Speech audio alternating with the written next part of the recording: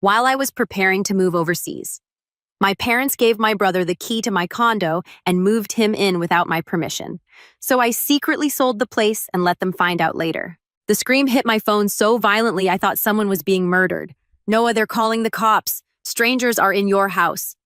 My brother shrieked. I froze, not from fear but from recognition. I knew exactly what he'd done. He'd used the emergency key to move himself and his girlfriend into a home I sold weeks ago, a home he still believed belonged to the family. I didn't stand. I didn't panic. I just took a slow drink and watched the sun melt over the plaza. Because my family hadn't just crossed a boundary, they detonated something they didn't understand. And the moment the police arrived, everything shifted in a way none of us could take back. When people ask where I'm from, I usually say Seattle, but that's only half true. I didn't grow up in a city. I grew up inside a system, one engineered long before I was born. My parents, Roger and Elaine, ran our household like a small, tightly controlled corporation. There were roles, hierarchies, expectations, and unspoken rules you learned the hard way. My younger brother, Ethan, was the visionary, the golden investment.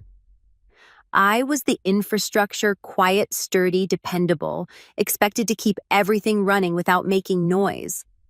If Ethan was the prodigy, I was the proof that you could survive on scraps.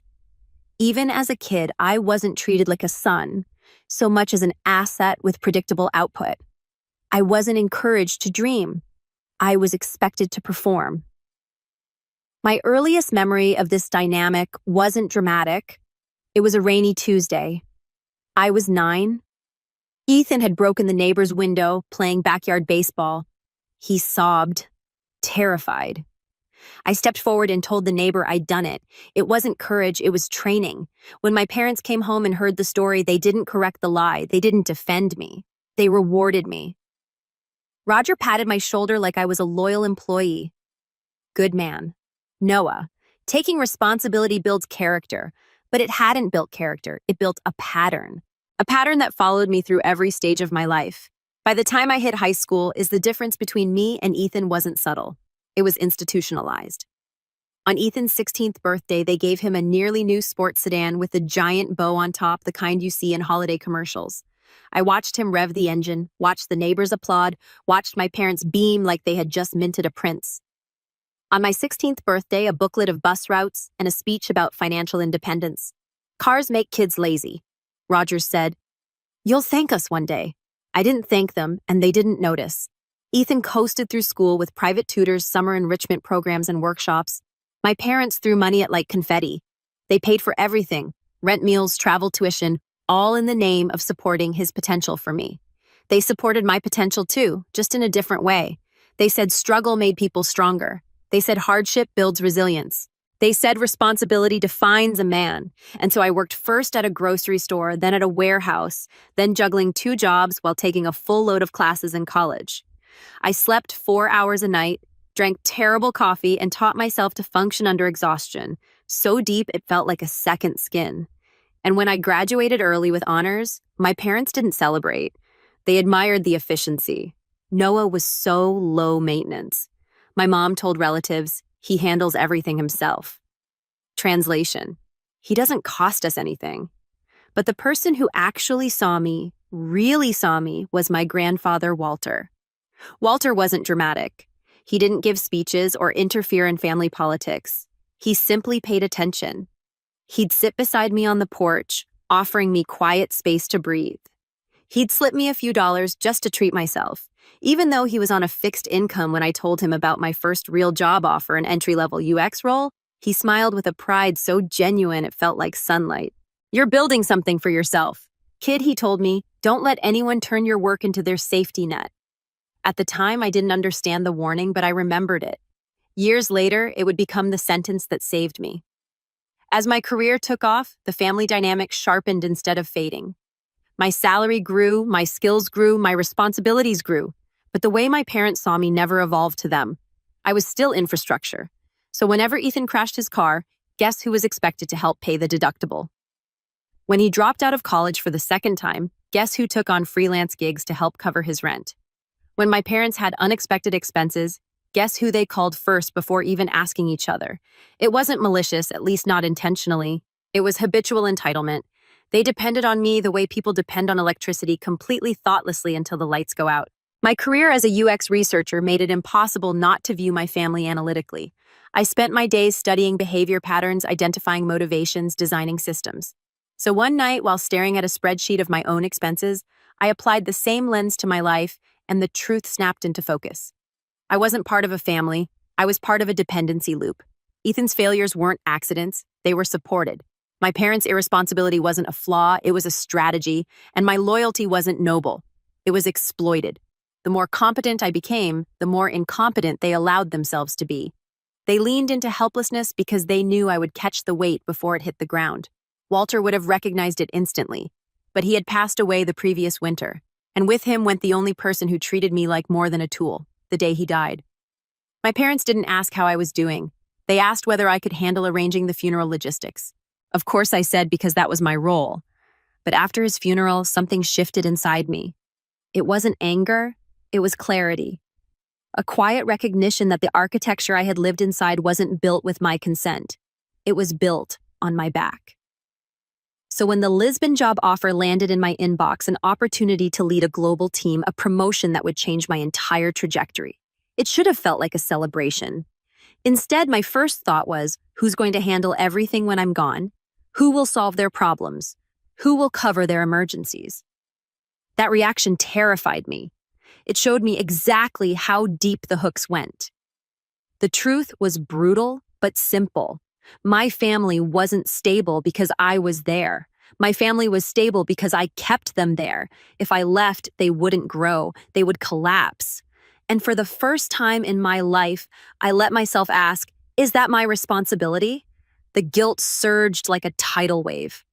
But beneath it, buried under decades of conditioning, was something else. A spark, a flicker, the first hint of rebellion, the realization that I didn't owe them the structure of my life because they had never once tried to build theirs. And that's when I understood Walter's warning completely. Sometimes the only way to fix a broken system is to walk away from it. If part 2 was the history, part 3 was the pressure, slow tightening and deliberate, the kind you don't notice until you can't breathe. My parents didn't demand things loudly. They demanded them quietly, constantly, and with an elegance that made refusal feel immoral. It started with little favors. When Ethan's latest job ended because he didn't vibe with management, my mother called me during my lunch break. "Sweetheart," she sighed, weaponizing exhaustion. "Your brother's rent is due in 2 days. His landlord is being unreasonable. Could you help just until he gets settled, just until 2 words that eventually cost me thousands?" Then came the emergencies. The time my dad accidentally missed a tax payment and asked me to wire over a few thousand to prevent penalties. When I suggested he set up automatic payments, he brushed me off. "Noah, don't lecture me. Just handle it. Handle it." My unofficial job title. And then there were the family obligations. Birthdays, holidays, random midweek dinners where the bill was always slid my direction with a smile that pretended to be gratitude. Roger would chuckle afterward. "You're the successful one. Son, it's tradition." Tradition in our house meant carrying weight no one else bothered to lift.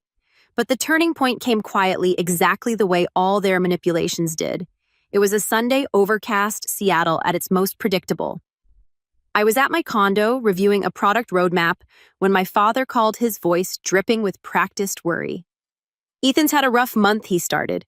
"Your mother and I were thinking it might help him to get out of that old apartment. You have the space, Noah. He could stay in your guest room for a few months." I stared at the windowsill while he spoke, watching rain crawl down the glass like it was racing my patience.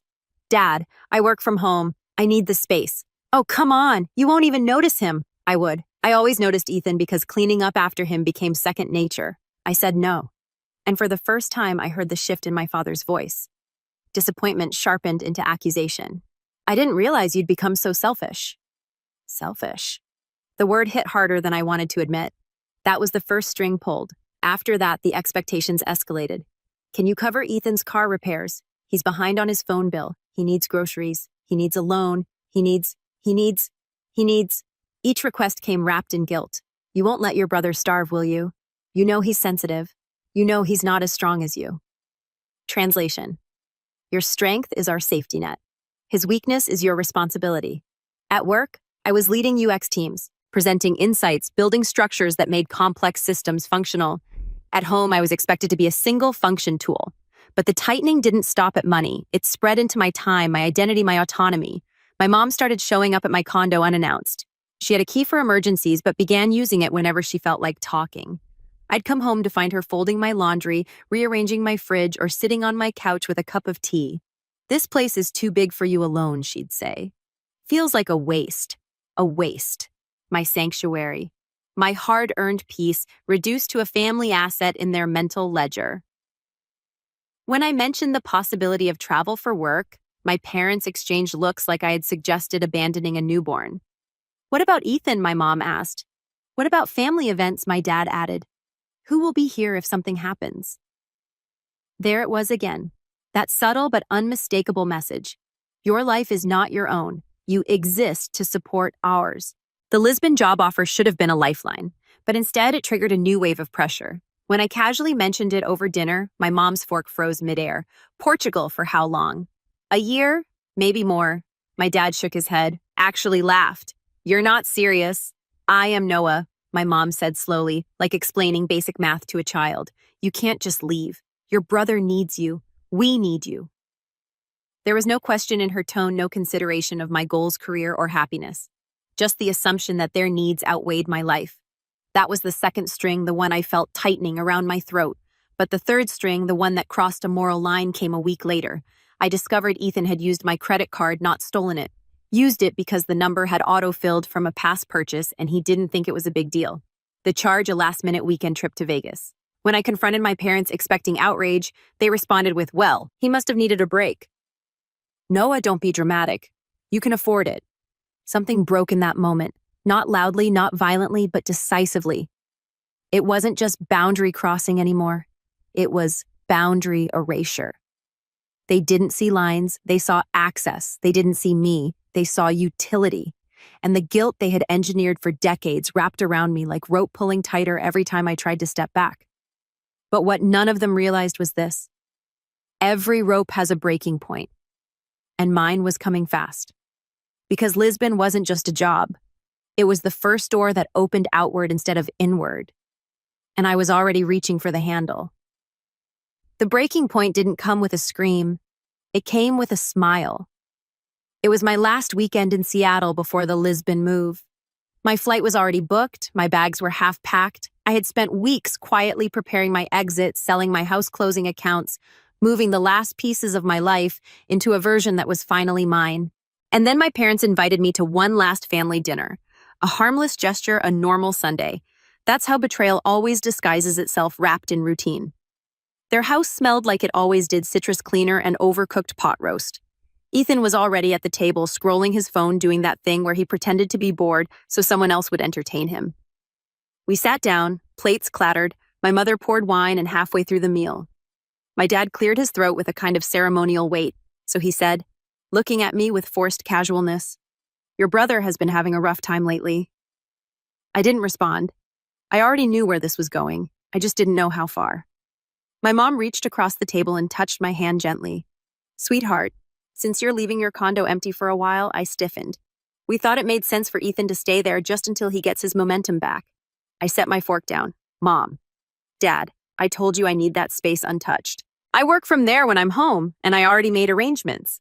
My dad cut me off with a bright, almost cheerful wave of his hand. Yes, the property management story. We know, but we talked it through, and honestly," he leaned back smiling with the relaxed confidence of someone announcing the solution to a simple puzzle.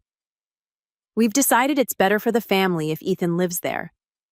And we've already helped to move some things in." The room went silent.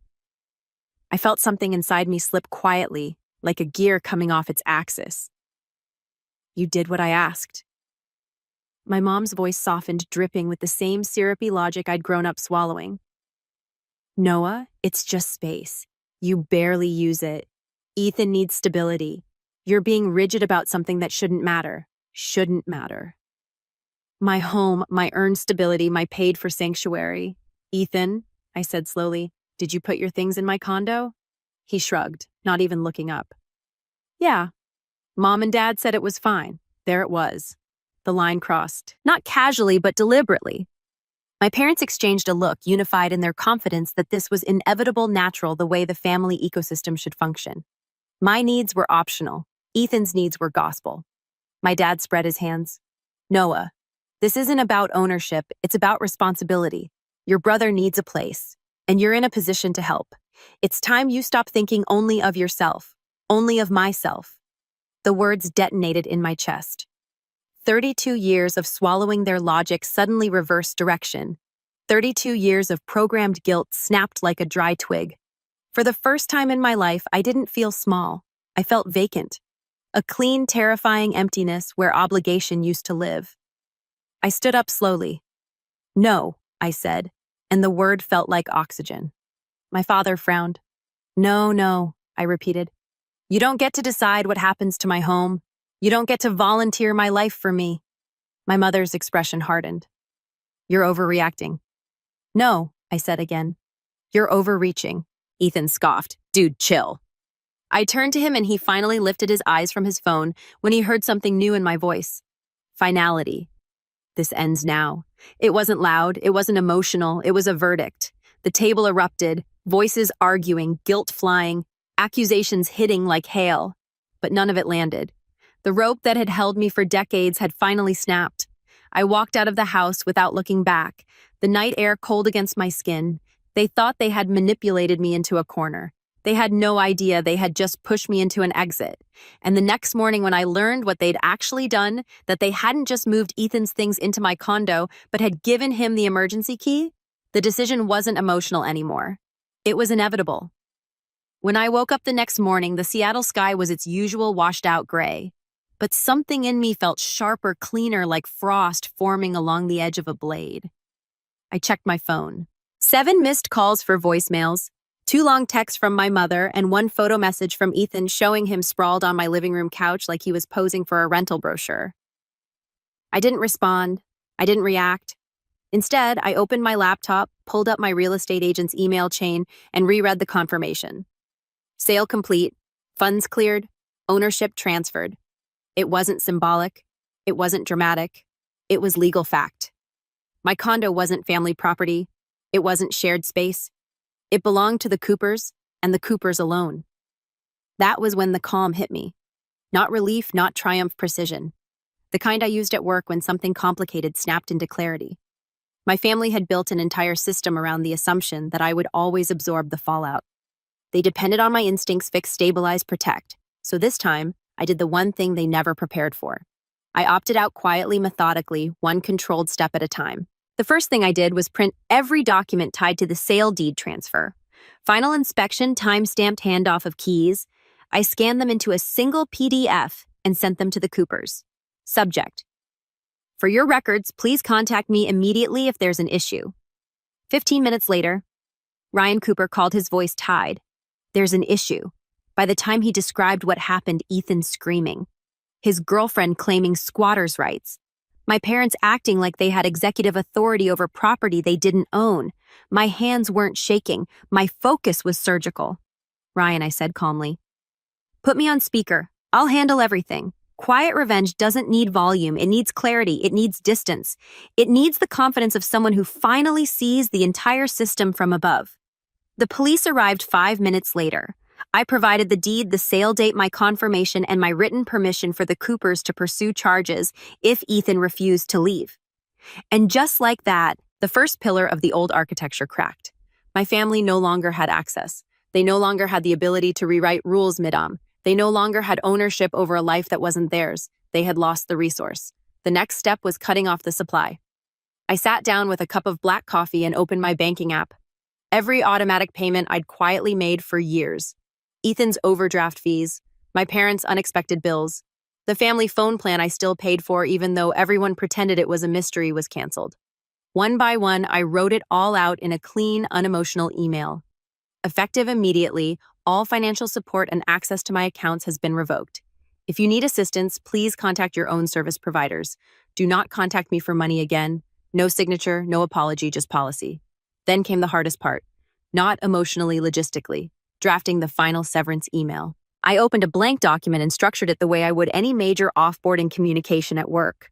Clear expectations, definitive boundaries, non-negotiable terms. Subject moving forward. Do not enter my home under any circumstances. Do not use my name, my property, or my resources without explicit written permission. Do not involve me in Ethan's finances, housing, or emergencies. All keys, digital or physical, are now invalid. Any violation will result in legal escalation. It wasn't revenge, it was governance. The kind I should have established years ago. I hovered over the sin button expecting panic, expecting guilt, but none came. Just a widening sense of gravity, a shift, a transfer of power I didn't fully feel until I clicked send and watched the screen confirm delivery. That was when another message arrived from someone who never demanded anything from me. Someone who saw me even when no one else did. My grandfather's old friend, Mrs. Halpern, who had known Walter for 30 years, had heard from a neighbor that I was leaving for Portugal. She asked to meet for coffee before I left. We sat in her cluttered sunroom, the air warm and filled with the faint smell of old books. I heard things have been difficult, she said.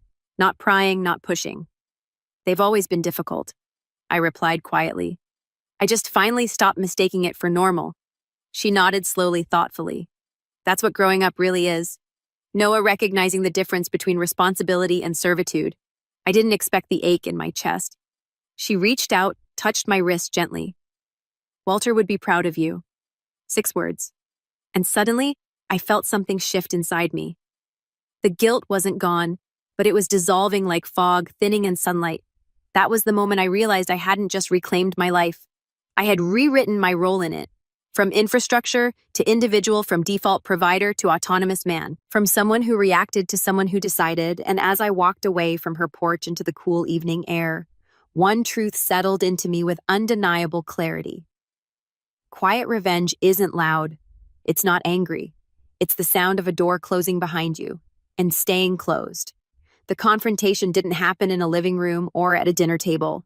It happened in a place built entirely on movement, the departures terminal at SeaTac Airport. 3 weeks after the police evicted Ethan from the Cooper's home, I finally flew back to Seattle for one last round of paperwork before relocating permanently to Lisbon. I tried to keep it quiet, but news travels fast and a family addicted to access. They found out. Of course they did. My plane landed on a fog-soaked afternoon. I collected my single carry-on. Everything else was already shipped overseas and headed toward the curb where my rideshare was waiting, but I didn't make it to the exit. I spotted them before they spotted me. My parents, Roger and Elaine, standing stiffly by the baggage claim carousel, flanking Ethan like bodyguards. They didn't look upset. They looked prepared. A tribunal waiting for the defendant. I could have turned around, pretended not to see them, kept walking, but running had never been the point. This was the moment the system was designed to prevent me choosing myself over them. So I walked straight up to them. My father stepped forward. First eyes sharp, jaw tight. Noah, we need to talk. My mother crossed her arms. We're not letting you leave the country like this. Ethan stayed slightly behind them, hands in pockets, staring at the floor like a kid dragged to apologize for something he didn't regret. I looked at them, really looked. The exhaustion, the anger, the panic. Not because they were losing me, but because they were losing control.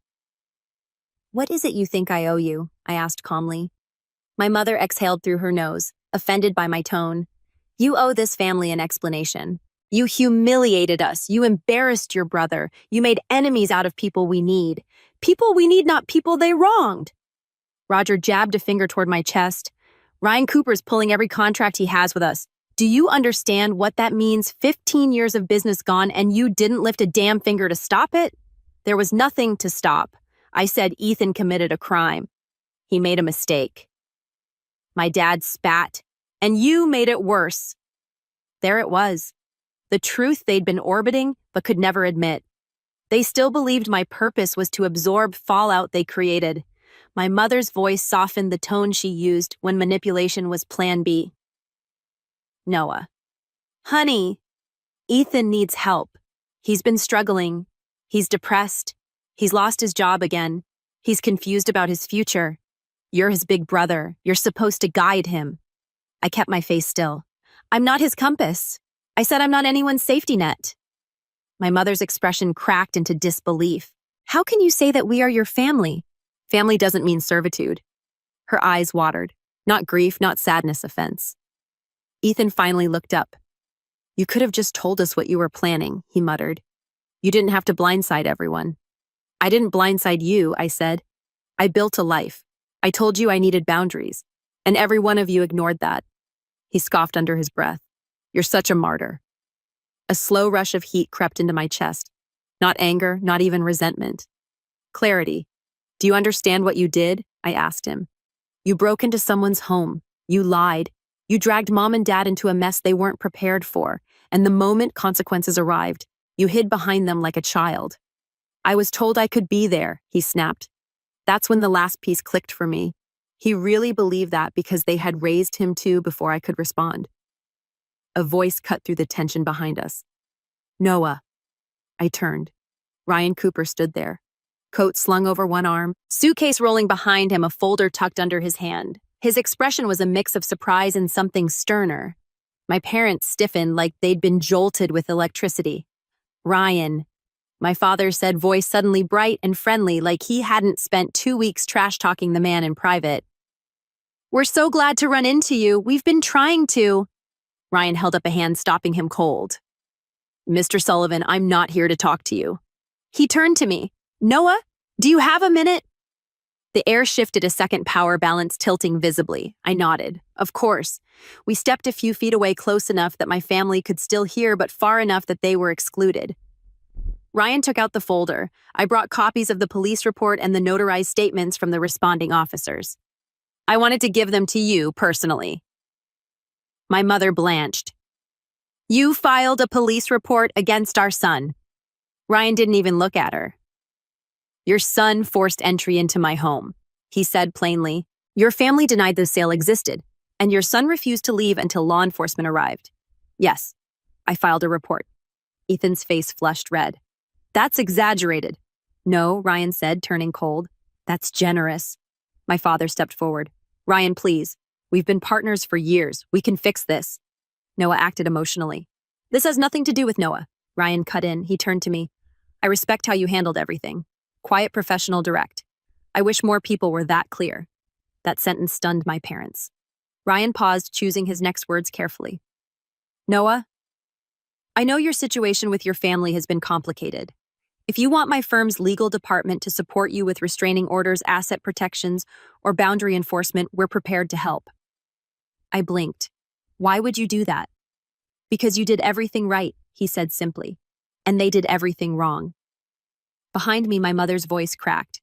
This is insane. He's our son. And yet Ryan said calmly, you treat him like property. Silence dropped over the terminal. My father's shoulders slumped, his voice suddenly raw. Noah, we need you. If we lose Pinnacle, the firm collapses. I didn't speak because for the first time they weren't demanding. They were begging. Noah, please, my mother whispered. Help us. My voice when it came was even grounded. I'm not saving you, I said quietly. Not again. Not ever. You're abandoning your family. My dad choked. No, I corrected. I'm enforcing a boundary. There's a difference. My mother reached forward, grabbing my wrist with cold fingers. You can't walk away from us. I gently removed her hand. I already did. They stared at me, not in anger this time, but in disbelief, in recognition.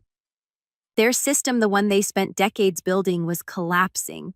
Not because I destroyed it, but because I stepped out of it. I turned to Ryan, shook his hand, thanked him, and headed for the exit.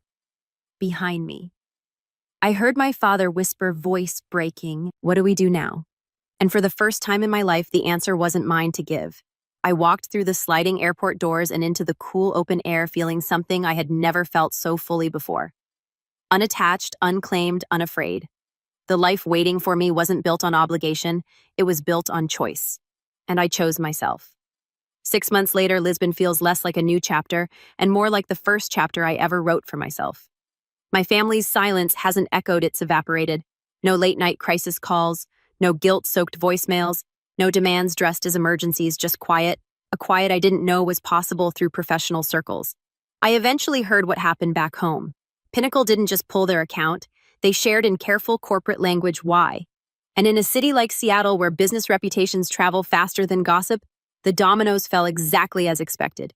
Roger's firm downsized contracts froze, bonuses disappeared, and the emergency fund, they always swore they didn't have gone.